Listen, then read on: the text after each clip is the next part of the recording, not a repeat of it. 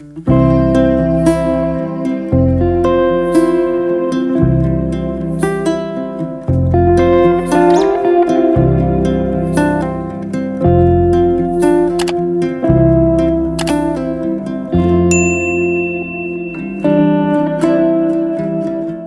the beautiful resort town of Bodrum, we are heading to Marmaris, another popular resort destination on the Mediterranean coast that swells over 250,000 people during summer. I visited Marmaris in March, which is still considered a winter season in the region. The weather was surprisingly pleasant at around 15-17 degrees with many sunny days. It was definitely very quiet and not a lot of tourists. The resort section of the beach felt like a ghost town, but the local areas like the city center and Old Town are more lively and happening with the locals.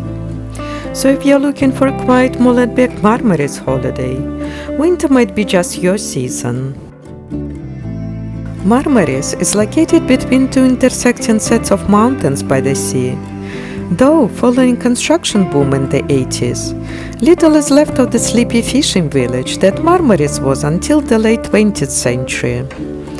As an adjunct to the tourism industry, Marmaris is also a center for sailing and diving, possessing two major and several smaller marinas. It is also a popular wintering location for hundreds of cruising boaters. We began our exploration of Marmaris by walking from the hotel zone towards the city center. There is the seaside promenade that stretches for a couple of kilometers along the beach. Some of the city's best hotels, restaurants, bars and nightclubs, mostly geared towards foreign tourists, line the promenade.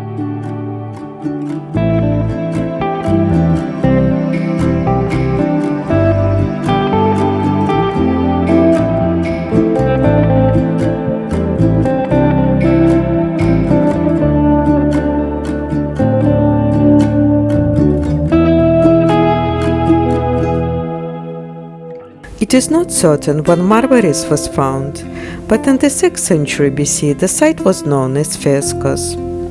It was in a part of Caria that belonged to Rhodes, and contained a magnificent harbour and a crew of sacred Teleta, a goddess and the mother of Apollo and Artemis. According to the historian Herodotus, there had been a castle on the site since 3000 BC. The area eventually came under the control of Persian Empire.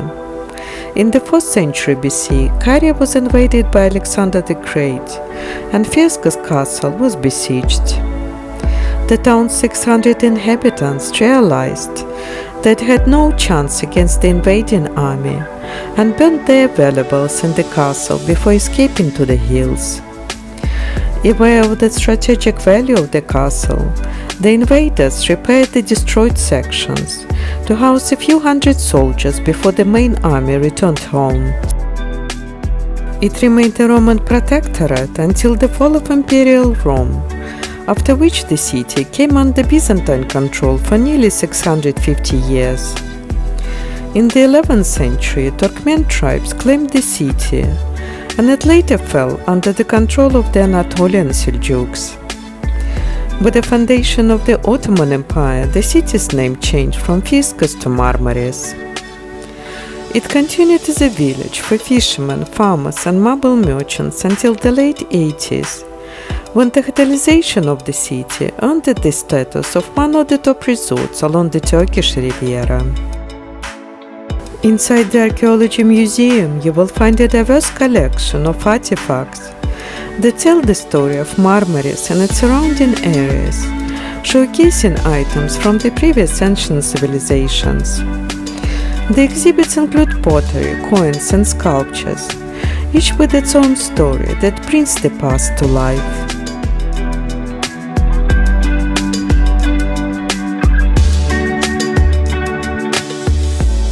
If you enjoyed watching this video, I encourage you to subscribe, click like and hit notification bell button to get updated of the new releases.